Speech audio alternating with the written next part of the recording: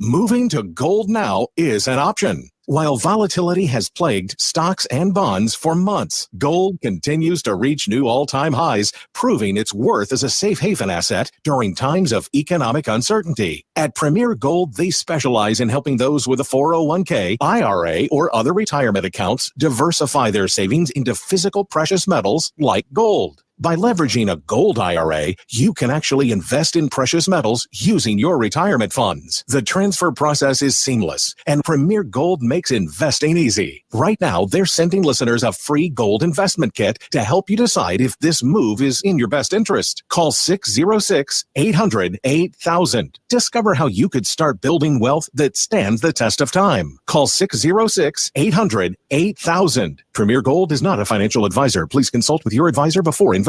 Call 606-800-8000. Rocket 102.5. With your updated forecast, I'm staff meteorologist Paul Trombley from the Weatherology Weather Center. A freeze warning continues. A red flag warning begins at 1 p.m. this afternoon. Ample sunshine expected today with daytime highs approaching 68. South winds 15 to 20 miles per hour. Lows dip down to about 50 tonight. Clear skies. Ample sunshine expected tomorrow. High temperatures reach up to 81. Sunshine mixed with clouds at times. Friday with daytime highs approaching 77. 66. Storms likely Saturday. Taking a look at the extended forecast. 67 Sunday, 71 Monday, and 75 on Tuesday. Get up-to-the-minute weather updates from the Weatherology Weather Center. I'm staff meteorologist Paul Trombley on this NWKS radio station. Currently 35. It's better over here. If you're 55 and up, T-Mobile has an exclusive rate plan just for you. Right now, get 2 lines of talk, text, and data for just $30 a line. That's a 45% savings versus Verizon and AT&T. Plus, you can get one of the latest 5G phones free when you add a line. That's right, a free 5G phone. Experience all this and more on America's largest 5G network. So why wait? At T-Mobile, customers 55 and up can get 2 lines of talk, text, and data for only $30 a line. Just go to T-Mobile.com/choice55 or visit your local store to make the switch. With AutoPay using debit or bank account plus taxes and fees, 45% off 2 lines versus AT&T Starter and Verizon Welcome. Plan benefits vary. Free phones up to $300 off with 24 monthly bill credits and qualifying new line for well-qualified customers plus tax and $35 device connection charge. Contact us before canceling entire account to continue remaining bill credits, and if you pay off device early. See details at T-Mobile.com. The one hail of a sale continues at Hurl Chevrolet GMC in Goodland, Kansas. Get huge savings on not just lightly hailed on vehicles, but also ones that don't have hail or have had the hail fixed. How about a 2024 GMC Sierra 1500 SLE with hail up to $13,000 off when trading in an eligible vehicle, now only $49,000. A 24 Chevy Tahoe RST with hail up to $14,000 off, now just $58K. It's one hail of a sale, and it continues at Hurl Chevrolet GMC in Goodland, Kansas, online at hurlchev.com. Even though your attention has turned back to school with events and activities, you just can't forget everything going on at home. That's where your local Hoover Lumber Ace hardware stores in Goodland and Colby come in. Keep the lawn in check with mowers, blowers, and trimmers from Craftsman, Toro, and Ego. They are still your local Benjamin Moore paint retailer, and they still have that amazing selection of outdoor grills and griddles from Traeger, Weber, and Blackstone. Plus, their helpful and knowledgeable staffs are some of the best in the Northwest. It's all at Hoover Lumber Ace Hardware in Goodland and Colby. Open every day but Sunday. Grow your business with Miller Construction Services, LLC in Goodland. They specialize in commercial construction and are your local independent authorized builder for Chief Buildings. Get your planning and project underway now. Call Matt at 785-899-5231. Whatever your commercial needs are, contact Miller Construction Services, licensed and bonded general contractors. Visit millercs.com. millercs.com. Your livelihood is important to you. You work hard to succeed in your farming operation, crop, livestock, home, vehicles, and special needs. We have you covered. Discounts are available for new business, remodeling, hail-resistive roofing, multi-policy, and many more. Optional coverage endorsements as well for machinery ingestion and equipment breakdown. Umbrella coverage for additional coverage on your home, farm, and auto. See the girls at the Insurance Agency at 1020 Main in Goodland or call 785-899-5011. If you're shopping for a banking institution, visit with Equity Bank of Hoxie, Grinnell, and Quinter, Kansas. The Equity Bank is heavily invested in local business and activities contributing in many ways back to their community. Their employees are involved with many organizations and area events. Plus, a lot of experience comes with that staff. You'll find valuable local assistance when you bank at the Equity Bank of Hoxie, Grinnell, Quinter, and other locations in Western Kansas. The Equity Bank, member FDIC.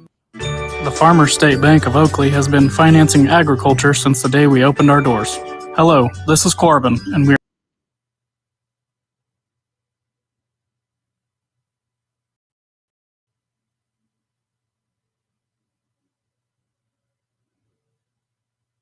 resources to keep you growing. The Farmers State Bank of Oakley, a tradition of community and agriculture for over 115 years. Member FDIC. You ready? 1, 2, 3, 4! It's the Morning Blitz with Ross Volkmer. If you want to win in football, it all starts up front. Mass kicks ass. The region's only local sports talk. Listen to this guy. He knows what he's talking about. Broadcasting on Goodland's Rocket 102.5. Simulcasting on Goodland's 730 Gold KLOE. Guys everywhere. Discussing it all from the preps. Showtime for the Lady Eagles. To the pros. McKinnon is in at running back. First down and goal to go. Play action fake. Right side throw. Touchdown! Kansas City! The Blitz is presented by Pearl Chevrolet GMC, Hoover Lumber Ace Hardware, and F&B Bank, as well as the Insurance Agency, Farmer State Bank in Oakley, the Cowboy Corner Express, and Equity Bank of Hoxie, Quinter, and Grinnell. Let's go to work. Minimum over there to Hart. Swing off speed. Aiden Short was there. Now the swing for Libby Cure down the middle of the floor. It was a beautiful one. Got all of that one and sent it straight to the wood. Bierman sets it near side for Linson, who gets it down, and the Cowgirls sweep Oakley. Sends one high and deep to center field. Did he get it? Back on it is Thomas. He's at the wall. He got it. It's a 2-run home run. Aaron Judge finally connects his first home run of this postseason. Chisholm fires it across in time. Game 2 is in the books. And the Yankees up 2-0 in this best of 7. They are 2 wins away from an American League pennant. And good Wednesday morning, everybody. We are back and rolling on the Morning Blitz. Broadcast, of course, on Goodland's Rocket 102.5, AM 730 Gold, KLOE, NWKSradio.net. Of course, the Hurl Chevrolet GMC video stream. We don't care which way you listen or watch. We just appreciate you doing so. Ross Volkmer, Max Gershon with you here on a chilly start to a Wednesday. Boy, it feels like winter out there. Well, at least fall. At least a resemblance of fall. Max, it's winter. It's wow. You're in for a rough awakening, my friend. It's going to get a lot cooler and a lot colder. And just wait till you know this. You just when that wind blows. I mean, you know when that wind blows. Oh, it's going to just cut right through you. Yeah, cut right through that sweatshirt. I sprinted into the building this morning. I parked my car, and it was a full speed sprint to get into this office, so I did not have to be in the cold anymore. Did you, by the way, get your winter clothes delivered to you yet? I know that was a concern when we talked at Holiday Greetings Day. Yeah, that's going to be ordered today. I haven't ordered them yet, but the weather outside has made me realize that is a necessity now. So yeah, it's happening today. Yeah, I don't know. I didn't know if your folks are bringing you some when they came out a weekend or so ago. Well, the problem is I'm a grown man. Last time I was in the winter, I was a senior in high school, so those clothes don't fit me. So there needs to be some new items in the closet. Oh man, yeah, that's the thing about living in Florida in the South for the last 4 years, and then coming back here to the Midwest. You got to be prepared for all kinds of weather. Yeah, that is for sure. But well, hopefully, I hope your clothes get here soon because I mean, you've got a few more days. We're going to kind of ride this roller coaster. We'll see 70 today. We've got temperatures around 70 tomorrow and Friday, and then kind of Saturday, Sunday, a little bit cooler temperatures. And then we're hovering from it seems like the low 60s up to the mid 70s here over the next week. Just kind of depends on what day you're looking at. And hopefully Max will get it closed in so that it's not, you would have had to sprint it. My guess is you had shorts on this morning in a 35 degree day. Yeah, I do. I've got shorts on. I don't. It's. Oh, man. Good morning to the Gershon family. Good morning, Grandpa Dave. We see you. We appreciate you. Good morning, Gershon family. It's going to become a daily thing. We say good morning to you from those out there in Kansas City. We appreciate you tuning in and listening here to this Wednesday edition of the Morning Blitz, where we will get to some news in the NFL. Devontae Adams on the move to the New York Jets. I don't know who's totally surprised by that move. Maybe even a better move, Amari Cooper going to the Bills. And then will the Chiefs make a move to better their two AFC teams have bettered their offense? Can the Chiefs find a way to do that before the trade deadline? We'll get to that coming up in our third segment today. We'll talk Kansas Jayhawks today with our good friend from the Kansas City Star, the beat writer of KU. That is Shreyas Laddha. He will join us coming up on the program, and plan to get in with him. Will the Jayhawks be able to get their first win of the Division I kind coming up here this Saturday against a Houston Cougar team that is on the rebuild, with a very good and regional coach, kind of local coach from Kansas, Willie Fritz, who will do a great job at Houston. I really have no doubt.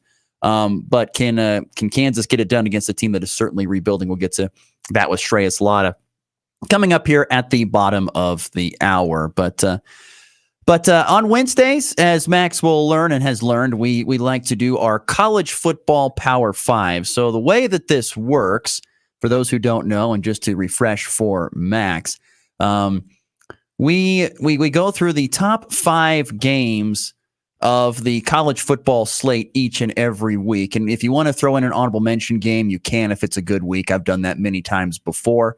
But just kind of and it doesn't matter. It doesn't have to be based upon record or rankings. It could be a 1-and-something team versus a 1-and-something team, and you think that game is fascinating. That's what makes the college football Power 5 what it is. Before we get to that, though, we do have a question on the video stream. I'm sure Max would like to address this with Grandpa Dave. He's asking about, can the Royals keep Garcia at third, traditionally a power guy that drives and runs, or do they give him up? Can you give up that guy on that guy that stole 37 out of 39 bases? Max, do you want to give out your opinion on this here? Yeah. I personally believe in a short sentence, Grandpa Dave, the Royals have to do something to add more power to the lineup. They have to do something. Whether that means you get rid of Garcia and bring in some guy at third, it depends on who's available and who you can afford in the market. But you have to find more pop in that lineup no matter what. Yeah, and I think Garcia is a guy that has such a high ceiling that he still has a lot of untapped potential. And, I think we have to see how the offseason goes, and the Royals have to see how the offseason goes if his swing improves, because it's kind of all over the place. And that's why he's hitting for such a low average. So I think that depends. And it's also, he's good defensively. So I think what you're going to see happen is them adding kind of not a flashy move at all, but they're going to add another infielder, kind of a veteran piece, with a little higher offensive, upside than a Garrett Hampson or an Adam Frazier this offseason to kind of fill in for Michael Garcia when he is struggling. So that's what I would expect to see, because I think there's still time for him to develop. And I don't know really how good the third base position is in this free agency. Obviously, Alex Bregman is the top third baseman in free agency this year, but yeah, I don't see the Royals going after him. There you go. That's the thoughts from the quote-unquote experts on what the Royals should do here this offseason. All right, let's get into it. The college football Power 5 Week 8 coming at you.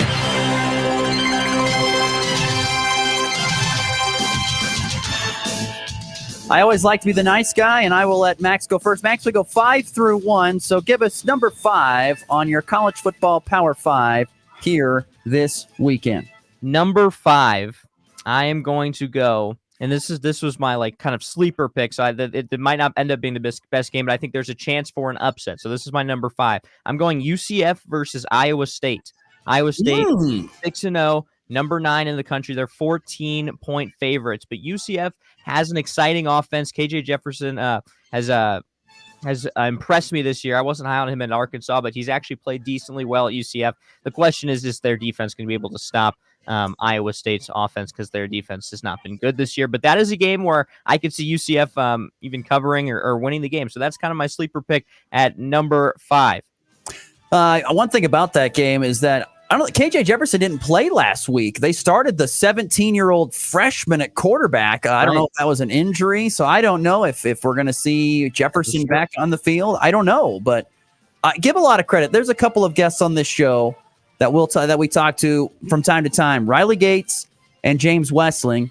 Those two guys follow the Big 12 rather closely, and both of their picks going into the season was Iowa State, and those guys are looking brilliant.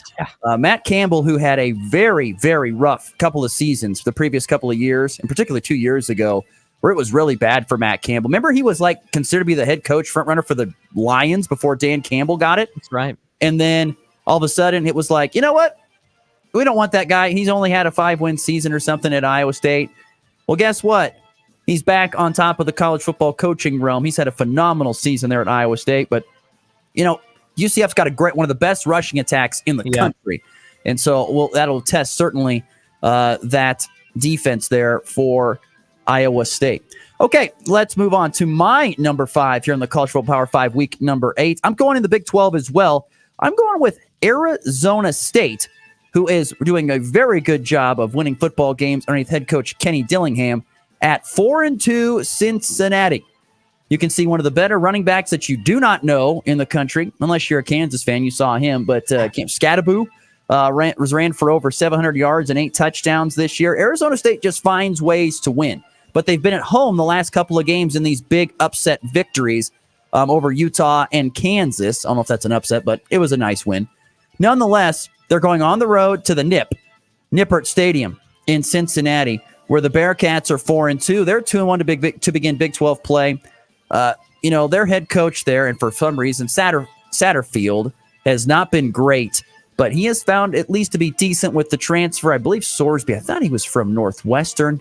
He's a transfer quarterback, as pretty much 70% of all quarterbacks are transfers anymore in college football. But nonetheless, Arizona State, Cincinnati, kind of a bit quiet Big 12 seeding race right there. Both these teams are in the top half of the Big 12. And both of them, in fact, you've got Arizona State, which sits at 5th behind Kansas State, and Cincinnati is right behind them. So we could see an overtake, possibly, if Cincinnati can get the win at the Nip. So number 5, 5-1 Arizona State at 4-2 Cincinnati here in the College Football Power 5. Number 4. My number 4 for this week is Kentucky versus Florida. Two teams at 3-3, and the spread it's an even spread when I checked last night. Both teams I think are very evenly matched as well. But DJ Lagway again playing after Graham Mertz got hurt, so I'm really excited to see what he has. I know a lot of Florida Gator fans have been excited all season to see what he can do on the football field. Kentucky obviously has had some tough losses this year. But that is my number 4 matchup, Kentucky versus Florida in the Swamp. And I think it could be a big-time showcase to see what the freshman quarterback has, in his playbook. The best thing is it's at home, and DJ Lagway has had to play. I say Lagway has had to play a lot of snaps already this season because they didn't know if Graham was going to be really able to play at the level they wanted to. And so Lagway's got experience. Billy Napier's seat is very, very warm. He needs wins. And, this will be a very intriguing game, and Florida really desperately needs that victory there in that football game, to be honest with you. Yep. They need more wins. I'm also sticking in the SEC for my number 4. Hogs, Tigers. Had that one on the list.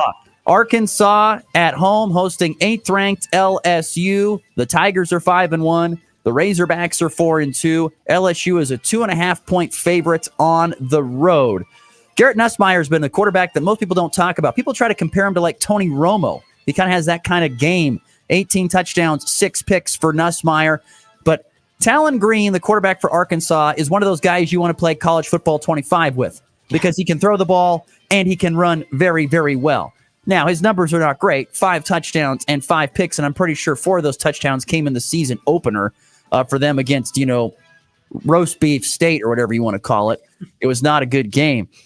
Nonetheless, Arkansas took down Tennessee 19-14 2 weeks ago, and LSU coming off a big overtime win at home against Mississippi. This game probably wouldn't be as intriguing to me if it was in Death Valley with LSU hosting. But because it is in Fayetteville, I will say this game is more intriguing. LSU, Arkansas there in the SEC. Once again, both of these teams in the upper quarter of the SEC. LSU sitting currently in 3rd, Arkansas in 5th, only behind Georgia at this point in time. This should be an interesting game. Once again, 2.5-point spread should be a good one. Tigers, Hogs. That one was on my radar as well. But for my number, number 3 now, right? We're moving on to number 3. So number 3 for me this week, and it's kind of in between two. Well, it's in between. There's a lot of good games this week. I just want to say, I thought last week was the best week we're going to see all year. This one might actually be better. But I'm going to go with South Carolina. On. It might. I don't think so. I don't know. There's some fantastic. You know what? 2 weeks ago was fantastic because everyone expected chalk and it was upset city 2 weeks ago. Last week, there were some great games, and there actually turned out to be good games like Ohio State, Oregon. Right. This week is a good slate. I don't know if it's a great slate. Okay, Anyway, we'll number see. 3. Number 3, South Carolina, Oklahoma, 3-3 South Carolina. They've played in some close games recently, and they have to play Clemson and Texas A&M. So if they win this game, they only really have 2 more tough games, as well as Missouri. Sorry, so they have some tough games ahead of them. But this could be a good starting point for South Carolina at 500, trying to rack up some wins. And then Oklahoma, this win would be huge for them at 4-2. They're the 3-point favorites. They've got Ole Miss, then they have Missouri, Alabama, and LSU still left on their schedule. So some tough games for Oklahoma, but if they can beat a good South Carolina team, that would really help them. And then again, another shout out to Blue Vine North. We talked about Graham Mertz yesterday. Desan McCullough, I believe, played last week and is going to play again this week. He was I went to high school with him, and he's an outstanding outside linebacker that they have missed on defense all year long. I just want to let people know that we will talk about nobody that I went to high school with that is playing college football.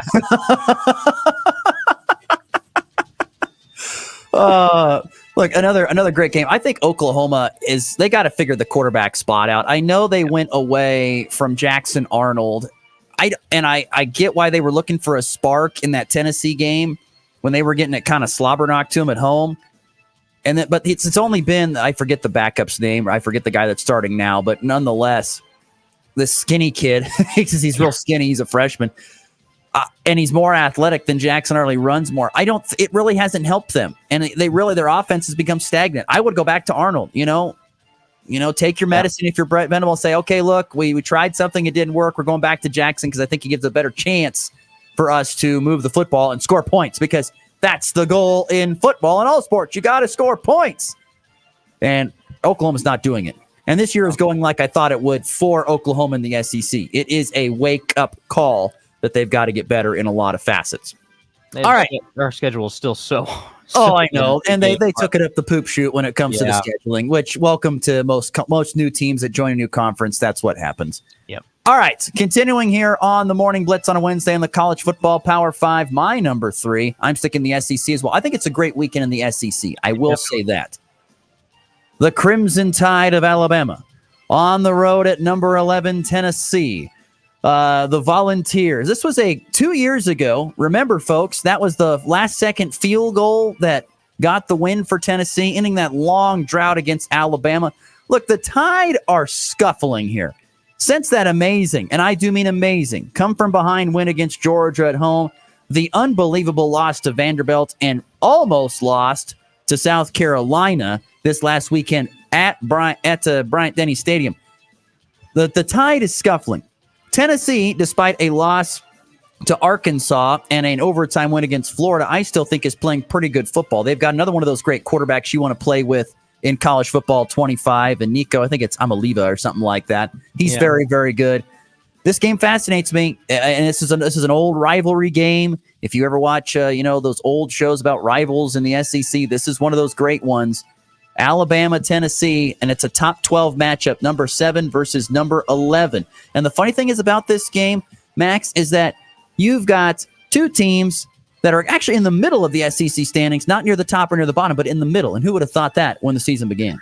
No one, but also, I mean, Bama, this is a must-win for both teams, if we're being honest, as far as what they want to do in the future, I think. But I mean, Bama, this is the start of a gauntlet. I mean, they also have to play Missouri after this, and then they play LSU. So if you're not beating Tennessee, then they're going to have some real problems down the stretch of the season. Tennessee, of course, losing to Arkansas, like we already mentioned a couple weeks ago. They bounced back against Florida, but their offense has struggled in the last 2 weeks, only scoring 23 of them against Florida a week ago. So this is a very interesting game. It was on my list. I honestly I was going to put it at number 1, so I'll have to make a last-second change. But no, it's fine. It's all right. We'll just stick with your list, and we'll keep pushing on through. So number 2.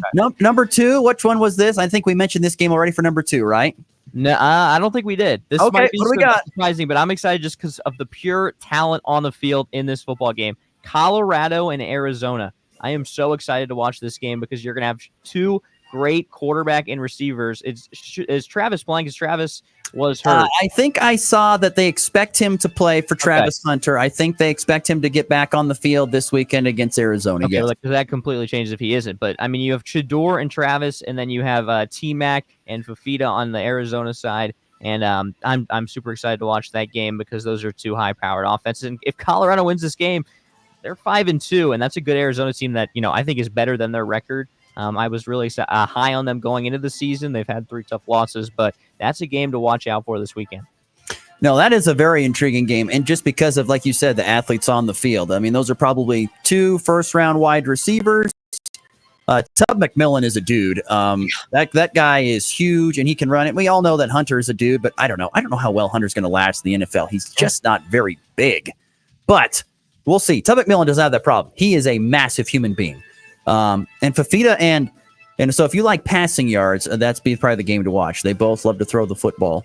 And so that would be the game to watch. That's a very intriguing number 2, actually. Yeah. My number 2. Number 2. I am playing the homer card a little bit here. Nebraska on the road at Indiana. It's a top matchup in the Big Ten. This game is a big noon kickoff game, folks, for those who don't know. Who would have thought that Indiana, underneath Google me Kurt Cignetti, would be 6-0 and in the top 16 in college football in his first season, with a lot of his JMU transfers and other pieces from an Indiana program that has struggled. Talk about a program that benefited from conferences going away from divisions. Indiana is one of those teams. Their schedule has been much more manageable, and they have taken advantage of it. 6-0. Nebraska is 5-1, with their lone loss coming a couple weeks ago to Illinois in overtime at home, in a game where the Nebraska defense was in a little bit of a lull spot where they lost their identity. They've picked it up the last couple of weeks, holding Purdue and Rutgers to a combined 17 points. Now, how good are Purdue and Rutgers? I don't really know. That's the thing. I don't know. I don't think they're probably that great because they've been smashed their last 2 weeks. Indiana has beaten everybody pretty convincingly, but it's been kind of a shootout. This will be the toughest defense Indiana has had to face this season, and probably it's not even close. Can they move the ball against Nebraska's defense? That is the biggest thing I want to know. Can Nebraska's offense put up some points? Because it's not like they've been absolutely lighting it up on offense. Not really. So this game fascinates me because I think Nebraska's defense has a major advantage. Can Nebraska's offense find a way to get it done? And look, to knock off a ranked, unbeaten team on the road on the biggest stage in college football now on Big Noon Kickoff would be a huge feather in the cap for Nebraska football. So that's why this game is massive, and it will have a lot of implications. Still has a lot of implications. Indiana sits atop, tied in the Big Ten. Who would have thought that? And Nebraska can jump themselves up into that kind of second spot. Right now they're tied for second. They could jump themselves and solidify themselves into that second spot. And they really need this win because next week they go to Ohio State and Nebraska, and Ohio State is going to be mad. And so you better just be prepared. Just be prepared. Yeah. So they need this win. Fascinating game. They do need this win. And that was on my short list. That's going to be an exciting game. I love watching, Dylan Raiola play the quarterback position. I haven't gotten to watch enough Nebraska this year, so I am looking forward to tuning into that game. All right, so number 1 now. Yes, number one. Kansas versus Houston. No, I'm kidding. Georgia and Texas play this week is slightly more entertaining than Kansas versus Houston. But yeah, number 5 Georgia, number 1 Texas. I mean, Georgia, coming off with a loss against Alabama 2 weeks ago. Who did they play last week? I'm forgetting at this last second. Which one, Georgia or Alabama? Georgia. Was that South Carolina? No, that wasn't South Carolina. Who did Georgia play? Because was it not a close game, or am I? Yes, it was. No, you're exactly right. I'll look it up. Crack research team on it here. Hold on a second. I'll dig it out. Sorry, I'm on sleep here. Where in the world? Where in the world is this game? Here we go. Georgia. Who did they play last week? It was a close game. You're right. They barely snuck by Mississippi State. It was a 10-point game. Mississippi State. Jeff Levy in the Dogs. So Georgia's still, they're not where they think they are. In Texas, blowing out Oklahoma last week, that team is just, I don't even think at this point it matters if it's Arch Manning or if it's Quinn Ewers. Obviously, Quinn Ewers is the starting quarterback, but that team is it's a ridiculous team. And Georgia needs to win that game. I don't know if they will. Texas looks really good. And as someone that's not a big Longhorns guy, I'll be rooting for Georgia. Yeah, horns down. because I never want to see them succeed in anything. Neither do I. They're 3.5-point favorites, and it's hard to bet against them at this point, especially with how, Carson Beck and Georgia have looked. But, that's going to be a fun game, and hopefully it turns out to be as exciting as Alabama Georgia. You can't tell me, Max, that they weren't overlooking Mississippi State, Georgia to look ahead to this game. I guarantee this game is circled massively. They know that they can go on. They already have a bad loss on their, well, not a bad loss, but a tough loss on their side when that loss to Alabama on the road. Now they got to go to Texas. This is a chance to even the score, to get back to even when it comes to losses on the road. They were overlooking Mississippi State and pulled it out. Here is a chance for them to get it done. Here's the thing. We talked about how new teams joining new conferences and the schedules that they get stuck with. Texas, once again, greased out and got an easy slate. Listen to this conference slate. Mississippi State, Oklahoma, Georgia, Vandy, Florida, Arkansas, Kentucky, Texas A&M. If Vanderbilt doesn't win this weekend, which maybe they will, but once they get past Georgia, they don't have a ranked game until A&M at the end of the season. The way A&M plays, you never know. They could be unranked by the time it's all said and done. Texas finds a way to grease through everything, including a schedule in the SEC. I don't think they get it done this weekend. I think Georgia is very highly motivated to win this game, and I think they knock off the Horns there in Austin. Yeah, and I think that you got to assume with how slow of a start Georgia had, and they had to fight all the way back against Alabama, the last really good team they played, you've got to think that scoring first and scoring often early is going to be, the key factor of this game. I don't know if they're going to be able to come back like they did against Alabama again against Texas. So I think they need to be in the game early. As well as, Texas has really had they played Michigan and they blew them out early in the season, but we didn't really know. Michigan is not the same Michigan team that's been in the past. Exactly. We didn't know that this Michigan team isn't as good. So, that's I think, the best game that we'll see this week. Hopefully it's a close game. That's my number one as well. I'm going to totally agree with a lot of things that were said. Yeah, Georgia, Texas, number one. So in recapping my Power 5, I've got Arizona State, Cincinnati 5, LSU, Arkansas 4, Alabama, Tennessee 3, Nebraska and Indiana 2, and Georgia, Texas, number 1. Max has got a more intriguing slate. Yeah, I have UCF, Iowa State. Intriguing. At 5, and then at 4, what did I put it for? I'm already losing track. I wrote so many down. Kentucky, Florida was at 4. At 3 was South Carolina, Oklahoma. At 2 was Colorado, Arizona. And then Georgia, Texas at number 1. Max got some intriguing ones that are off the radar, a little bit, slightly off the radar. And I love that. That is great. Fantastic stuff. There you go. The college football Power 5 here in week 8. I look forward to a good slate. Max thinks it's going to be the best weekend of college football this season, possibly. Even capping even surpassing the previous 2 weeks. I do have to say one thing. The college football playoff new format has certainly made things a little bit more intriguing with how teams can possibly stay alive or get knocked out. It is more intriguing. But as the season progresses on, more teams are going to drop out of it because they're not going to be able to, they don't have enough wins. Yeah. And that's going to be very intriguing to see who stays alive and who doesn't. All right. It is 8:34 Central, 7:34 Mountain Time on a Wednesday morning. We'll take our first break. Come back. We're talking KU Jayhawks with Shreyas Laddha. It was the surprise, at least to me, game of the week for Max. Kansas and Houston. Will the Jayhawks get their first Big 12 win?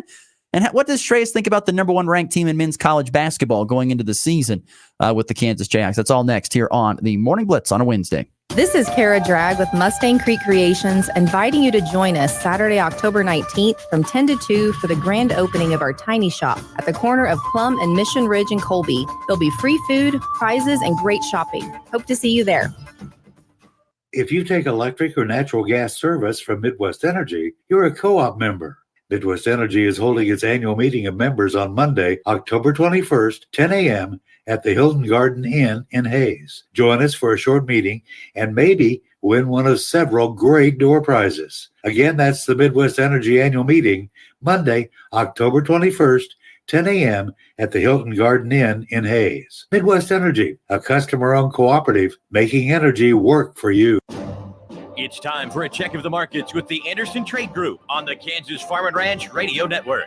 Good morning, this is Kate Thompson with the Anderson Trade Group. Today is October 16th, and on the overnight last night, December corn finished higher 1.5 at 402 1/4, March up a cent at 418 1/2, May up 3/4 cents at 426 3/4, July up a half cent at 432, December December of 2025 corn up a quarter cent at $4.37 a quarter. November beans up 6.5 in the overnights at $9.97.5. January up 5.25 at $10.08 3/4. March up 4.5 at $10.21 1/4. May up 4 1/4 at $10.34 3/4. November of 2025 beans up 3 3/4 at $10.39.5. Chicago wheat, the December contract lower 3.5 $5.76. March down 3.5 at $5.97 1/4. May down 3 1/4 at $6.08 1/4. And July down 2 1/4 at $6.14.5. Kansas City wheat December contract lower 3 1/4 at $5.79 3/4. March down 3.5 $5.95 3/4.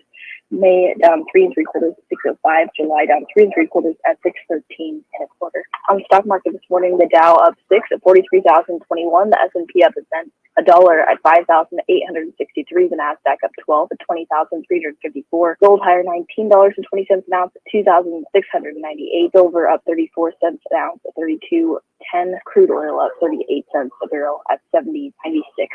If you have any questions about marketing current or would like to talk about risk management options, give our Colorado office a call. John Hankey or John Stiles at 970-744-4484, or in our Kansas City office, myself, Tom Saludo, Jared Ball, or Tyler Gosha at 913-748-3000. The Anderson Trade Group, proud market partners with Kansas Farm and Ranch Radio. Find out more at andersongrain.com. The risk of loss through trading futures and or options is substantial, and each investor and or trader must consider whether this is a suitable investment. Past performance, whether actual or indicated, is not indicative of future results. The Anderson Trade Group has no guarantee that the advice given will result in profitable trades.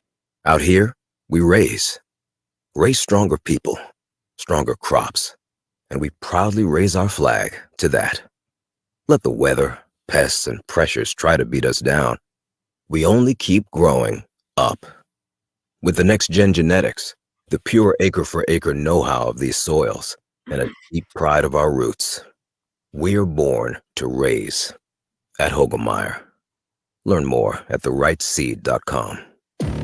When challenging conditions arise, we don't back down. We up our game.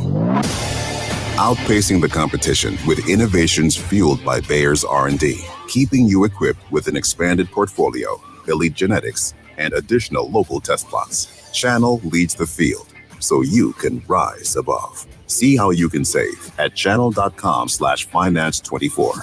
Read and follow pesticide label directions, grain marketing, and other stewardship practices. At FNB Bank, we understand the backbone of our community is our local farmers and ranchers. Whether you're growing crops, raising livestock, or investing in new equipment, we're here to help you succeed. Our agricultural loans are tailored to meet the unique needs of your farm, with flexible terms from people who understand what it takes to make it in agriculture. When you partner with FNB Bank, you're working with neighbors who know the land and are invested in your success. FNB Bank, rooted in our community, growing with you. Member FDIC. You're listening to the Morning Blitz. Want to hear the most annoying sound in the world? With Ross Volkmer.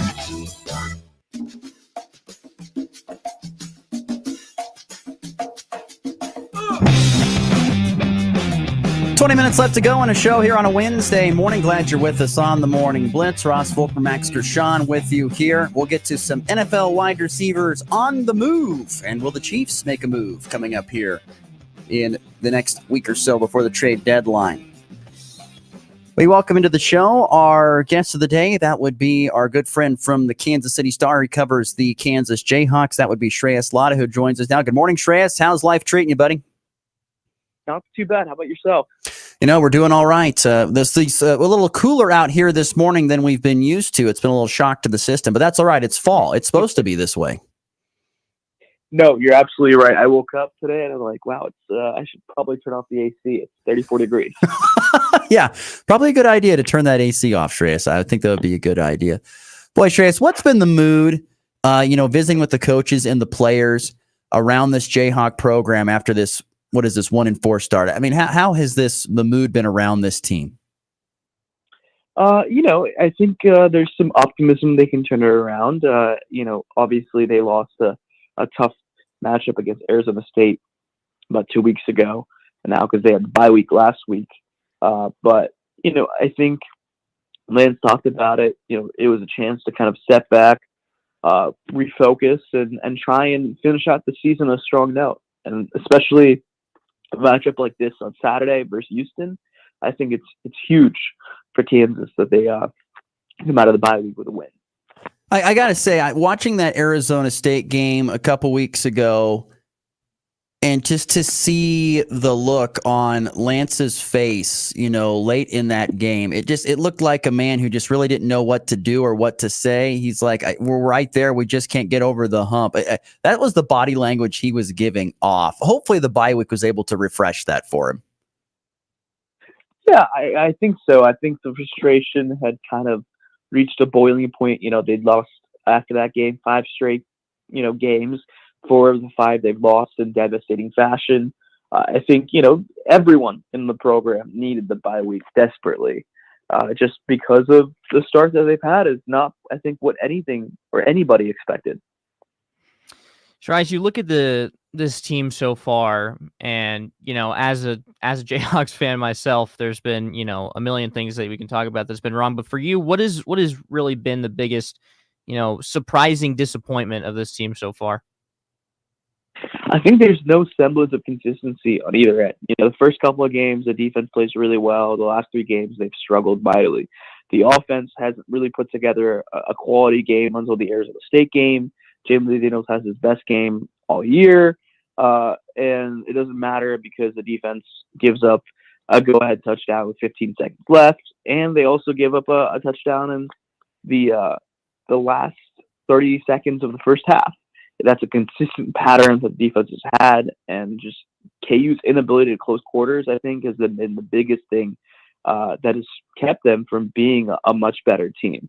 I think the consistency on both ends, especially for a team that is older, had guys mostly return on the offensive end and a good amount of return on the defensive end. I think, it's just, if you're a Jayhawk fan, I'm sure it's frustrating. And on top of that, there's been a lot of penalties. There's been a lot of mistakes that I think older teams shouldn't be making that they're making. What are your thoughts on that defense? How do they go about finding a way to get those stops late in a game? What are they trying to do with Brian Borland's defense? I think the big thing is, I asked Lance about this Monday, but the secondary is under so much pressure right now because they can't get to the quarterback. If they can't get to the quarterback, you're forcing secondary to be basically perfect. And, last year they had a guy like Austin Booker get to the quarterback. This year they haven't really had a guy emerge. It's kind of been a group effort, and it hasn't been consistent week in, week out. And I think the big thing for Kansas is, can they get to the quarterback in these passing down situations late? If they can, I think, it gives them a good shot to win any game. And if they can, it's basically asking Kobe and Melo and all these other guys to be perfect. Trey Slaughter, our guest here on the Morning Blitz, joining us on the Hoover Lumber Ace Hardware Hotline. Offensively, yes, Jalen Daniels coming off certainly his best game of the season. How do they go about keeping that consistency for him and not having a step back? I think the big thing is, just do a lot of what they did against Arizona State. Some more of those kind of rollout throws, some more of the intermediate passes he's always excelled at. You want to look at the tape and see what he did well. And Lance alluded to it. He said it himself. It's the best game he's had all year. It's the most comfortable he's looked all year. You want to emphasize those strengths and things that made him look as good as he did against Arizona State. I mean, he threw a lot of balls in that game that I was like, wow, that looks like the Jalen Daniels of the old.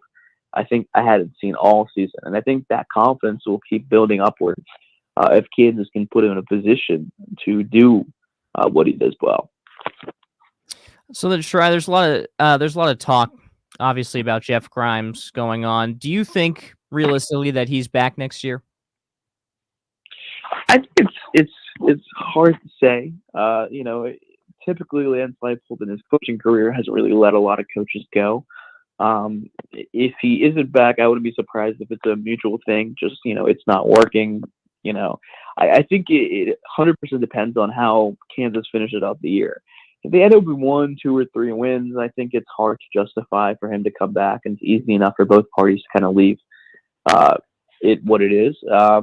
But if they go on a little bit of a run, I absolutely do think he's going to come back. And I think Lance is a coach that is loyal to his guys, and I think that in a lot of ways that can be really good, and in instances it can be tough, especially in seasons like this. What do you think about Devin Neal, Shreyas? The last couple of games, hasn't eclipsed the 100-yard mark. Do you feel like, and on the season, I think has just around 500, just over 500 yards. Do you feel like this year has been a letdown for him than what we all expected going into it for one of the best backs in the country? I don't think so. I think, there's not been consistency game in, game out with carries. I think, the passing game has been so kind of atrocious mostly that, Devin Neal hasn't really had the chance to showcase. And it feels like he's playing in stacked boxes. And, it's just a tough position for him to be because for most of the season, it felt like he's the only offensive weapon that KU has outside of Highshaw. And, even then, there's been multiple games where it felt like they could have got more carries, but they didn't. And I think it's natural for Devin to go through a little bit of struggle. I mean, he's still putting up 80, 90 yards a game, even if it's 100 yards. And I think it's completely natural because of the fact that, it's a lot easier to defend this Kansas offense this year than it was any other year he's played besides the first year. What, in your opinion, has made Luke Grimm the most effective wide receiver this year for Kansas? He has 33 receptions. That's more than double than Quentin Skinner, who's in second place. He's always getting open. He's got really great hands. I think something that's very underrated because guys like Lawrence Arnold and Quentin Skinner have been, not as short-handed this year. I think Jalen obviously trusts him. It seems like in every third down situation, Jalen is looking at Luke Grimm as the first option.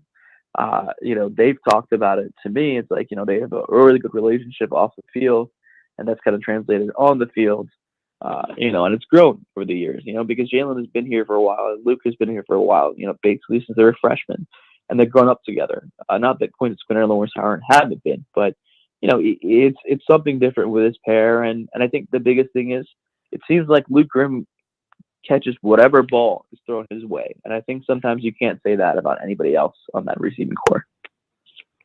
Shreyas, so my final one for you here before we let you go. I wanted to know with you, what's your thoughts on Houston coming into this weekend? What kind of opponent they'll be? And then you look ahead to the next 3 games following that. Those games, maybe at the beginning of the season didn't look super, super daunting, but now they are 3 top 20 games that they will face. What's your thoughts on Houston and the remaining schedule as we look ahead?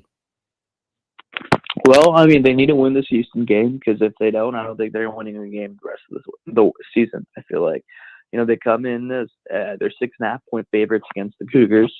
The Cougars just benched their starting quarterback last game against TCU, and their backup from I think it was Illinois, or I'm blanking on what the name what the school was, but he did a decent job. He had 160 passing yards and another 90 yards on the ground. So that's always been a tough task for Kansas, stopping running quarterbacks and limiting their impact. And I think Kansas matches up pretty well against this Houston team. I mean, Houston really struggles to score offensively. They're averaging about 13 points per game. Their rushing attack is all right. It's averaging about 4.2 yards per carry. But they come off a good win against TCU. They had a bye week just like Kansas did, so it's going to be a tough matchup for this Kansas team, I think. I think this is the easiest game they'll play the rest of the year by far. But just looking at that schedule, you want Kansas to win this game if they want to have any momentum going into the rest of the season and just kind of overall turning around the season and making sure it ends on a positive note. I think you look at the schedule, and like you mentioned, all these teams are much better than expected, which I think was completely normal to expect teams on the schedule to look a little better than they were because everyone talked about how easy the schedule was for Kansas. So now Kansas is facing an inverse situation where they're probably the easiest opponent some of these teams are playing the rest of the year. Fascinating stuff from the Kansas City Star. That's Shreyas Laddha. Covers the Jayhawks for the KC Star. Thank you so much, Shreyas, for the time. Appreciate it. Have a great rest of the week. We'll catch up soon. Absolutely. Thanks for having me. Once again, great stuff there from Shreyas Laddha. Boy, I had not looked at the schedule in a while, but boy, it is bleak for KU. Even if they win this game, it's tough. K-State on the road, home versus Iowa State, who's a top 10 team, by the way. At BYU, which we all know that is a house of horrors for anyone who goes there, and especially if that game's at night. I don't know if it will be, but that's a tough place to play. Then home versus Colorado, and we all know what they can do offensively and an improved defense. And then you're at Baylor, which I don't know what to make of Baylor, honestly. They're okay, but they're not great. In fact, they're 2-4, so 0-3. It just sucks that we're in this spot. This is not the spot I thought that going into the year. I don't think anybody last year, but it's hearing let's end this on a high note and that kind of stuff. It just makes it even more of a reality. It's just that this is where we are after there was so much momentum going into this year, and it just I was not ready for it to just escape like that. It has really gone downhill in a hurry. I know when I started out this year, I predicted Kansas to play Utah in the Big 12 championship game. I thought that's what would happen. And that's a fair that was a fair thought at the beginning of the year. Yep, but it just proved. Now you look at Utah, they're 1-2, Kansas 0-3 when it comes to Big 12 play. Neither team is good. Now I didn't expect Cam Rise to get hurt for the 13,000th time in his career. Well, that might have been on you. Yeah, probably true. As you know, my seeing the future is not great. But I don't know. To me, this is it's an absolute must win for Kansas. I don't know. I don't think a bowl is probably attainable now, which is kind of sad.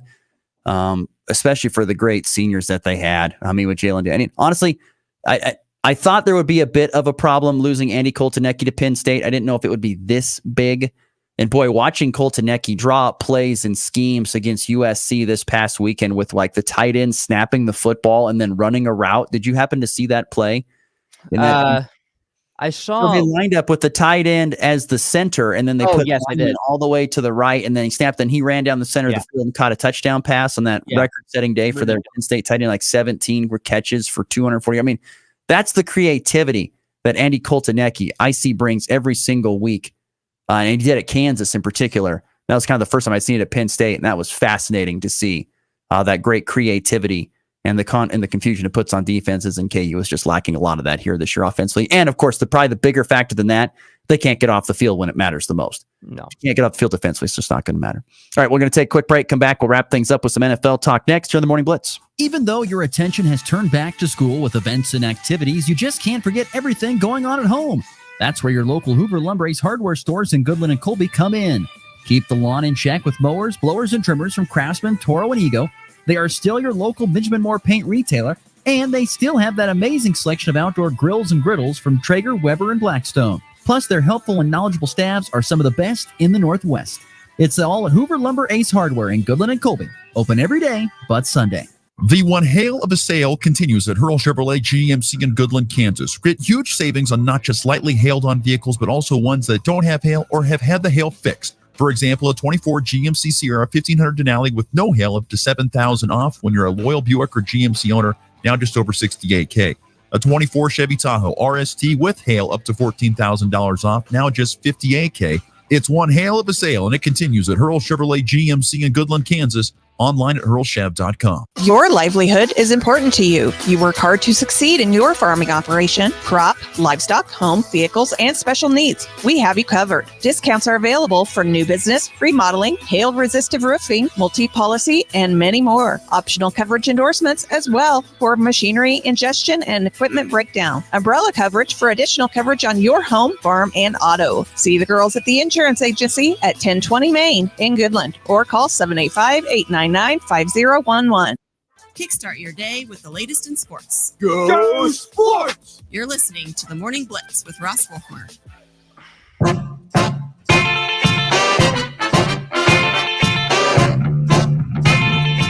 Just a couple minutes left to go here in the show. Thanks to Shreyas Lana for joining the program. Talk a little KU Jayhawks. Let's transition into the NFL here for our final quick segment. Yesterday, a lot of news, particularly around the wide receivers of the NFL. Amari Cooper going to Buffalo. And then also, of course, Devontae Adams getting traded to the Jets for a third-round pick, which I don't know why it feels a little bit like a steal. I don't know why. That seems like you're not giving up very much for that, but okay. Whatever. Yeah, I mean, initially they were asking for a second is what I was hearing. Yeah, you're right. And they ended up being like it's a third-round pick unless he plays a certain amount of snaps, then it becomes a second-round pick. So we'll see. Yeah, I don't know. But, I mean, that Adams trade happened like 2 minutes after we finished our show Yep. yesterday morning. But yeah, that was obviously not surprising. Amari Cooper of the Bills was a lot I more love it. surprising. This I is do good. love it a lot for the Bills. Yeah, I think he needed out because he's been traded 3 times now. Raiders to the Cowboys, and then Cowboys to the Browns, and now Browns to the Bills. But he's always he's on, he gets traded to better teams at the time, and then he's had some huge games with the Browns, but obviously he wanted out this year for the right reasons, because that team is a disaster. But yeah, I think Josh Allen has now that target again. Hopefully they get along better than Stephon Diggs and Josh Allen got along in their time in Buffalo, because that was clear for a while that those guys really didn't connect off the field. But yeah, I think that's the 2 huge moves. The Jets are all in, sitting at 2-4, and are all in on this season. So this could really, really backfire on the New York Jets. By the way, a fun fact for the Bills, only 3 qualifying quarterbacks are averaging fewer completions per game when targeting wide receivers than Josh Allen. That's the lowest mark for Allen through 6 games of a season since his rookie year in 2018. So they need more targets to the wide receiver spots, and we'll see. But I like that move for the Buffalo Bills even more than I like the Devontae Adams to the Jets, because I just feel like you're just spending money and you're probably not going to get anything back for it. That's the tough part for that. We want to touch a little bit on the Chiefs before we get to the walk-off. Do you think the Chiefs will make any moves, and do they need to make moves? I mean, any team would love to make moves, but is it worth the while to give up some draft capital or some pieces to get something better? I think it is. I know in the past that we've kind of just relied on what we have, but now we have Rice hurt. We have Hollywood Brown out till January. You've got Pacheco out for a long time as well. So I think you've got to get something. MVS was cut. Do I want MVS back on the Chiefs? Not really. Do I think he will be a Chief in the next week? I do. I think that's pretty obvious that MVS would be just a very Brett Veach knows the playbook, comes back. You put him in and he'll have hopefully a big catch in the playoffs again. But I think the only 2 that that I've seen, you can think about DeAndre Hopkins. We say this every year. It probably won't happen. And then Deontay Johnson, I've seen rumors of the Chiefs being interested in Johnson. And then Darius Slayton of the Giants are the 3 that I would love to see Brett Veach go after. I think that they have the chance to go after if they want it, and I think that Brett Veach knows that he doesn't want Mahomes to go through another season without any good receivers. So, be intrigued to see who they want to go after and what they want to give up. What would be the dream scenario? The dream would be, I guess now I wanted Amari Cooper, but I guess now it'd be Deontay Johnson and give up a. I don't know what they would ask. What about What about Hopkins? Yeah, I mean, I just don't know how much he has left in the tank, because he's playing in Tennessee, and that's just not a good judgment of how good a player is when they're wearing a Titans uniform with Will Levis at quarterback, playing with the Mayonnaise King. Yeah, so who knows if he could still have a lot left if he played with a good quarterback, and I would be more than happy for him to come to Kansas City. But yeah, I don't know. It's kind of. Every year we think all these big receivers are going to end up in Kansas City, and it never happens. So before we get to the walk-off, I did want to highlight a couple things locally here. Yesterday, the volleyball regular season came to an end for a lot of high schools. Colby won both their matches up in Oberlin. They finished the regular season 31-5. They're going to be a host in the first round of the postseason, which is exciting for them. Goodland continued their great play here at the end of the season. They swept both Hill City and a 25-win Oakley team at home. Cowgirls have won 5 of the last 7 matches. They're 8-27 going into the postseason. They have a daunting road ahead. They've got to go to Minneapolis, where they will play the likes of Beloit, Smoky Valley, and Minneapolis. Those are, at least Smoky Valley and Beloit, are very, very good programs consistently year in and year out. I mean, Goodland has been for the last 4 years, but those are some very, very good programs all meeting in this next Monday in Minneapolis. Hoxie picked up 2 more wins down in Leota. Wallace County got a sweep of their matches over St. Francis and Tri-Plains Brewster. Saney got a win last night as well. So, yeah, and also K-State women's basketball. I saw the AP poll come out for that. They are a top 25 team for the first time in the preseason since 2004-2005. don't know what you were doing in 04, 05, but yours truly was. I was being born. That's what I was doing in 04. Born in 04. Let's see. Yeah. 04, 05. I think I was a sophomore in high school. Yeah, that sounds about right. Sophomore in high school is where I was. That's the last time K-State was ranked in the AP top 25. But yeah, also voted as the Big 12 favorites in the preseason coaches poll were the Kansas State Lady Wildcats. All right, on to the walk-off. A 3-run walk-off home run. A game-winning walk-off with a walk-off. His second walk-off hit of the season. In walk-off fashion. That baby's go. I'm a big man. I can admit when I am wrong. Yankees beat the Cleveland Guardians last night 6-3. Aaron Judge hit a home run. Oh my gosh, in the postseason. I don't know what's up. He might be sick. Be careful there. The Yankees bullpen, which by the way was really bad middle of the season, has figured it out thanks to partner Luke Weaver. They got it done. They have got a 2-0 lead over Cleveland as that series goes to Cleveland for Game 3 tomorrow. Tonight is Game 3 of the Mets and Dodgers from Citi Field. It's tied at 1 apiece. Thoughts on baseball? Yeah, Luke Weaver is former Royal that we traded for. It was a first-round pick. Cal Eldred really didn't figure him out, which was a very, common occurrence with Cal Eldred pitchers is they suck with the Royals, Cal is not good. to a better team, and then dominate the Royals. And that's exactly what Luke Weaver did in our ALDS, but he continues to do that. He's been extremely impressive, but the bullpen is just, Tim Hill looked really good last night.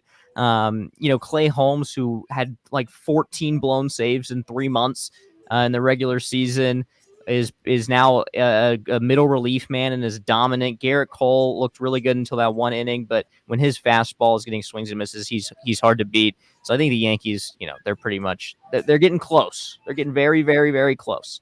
And then Dodgers Mets. We'll see what happens tonight. This is a very, very, very important game.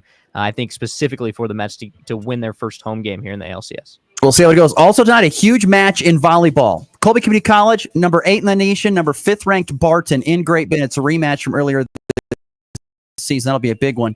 We'll see how that one checks out tomorrow. We'll see you tomorrow here on the Blitz. Rocket 102.5 is KKCI Goodland.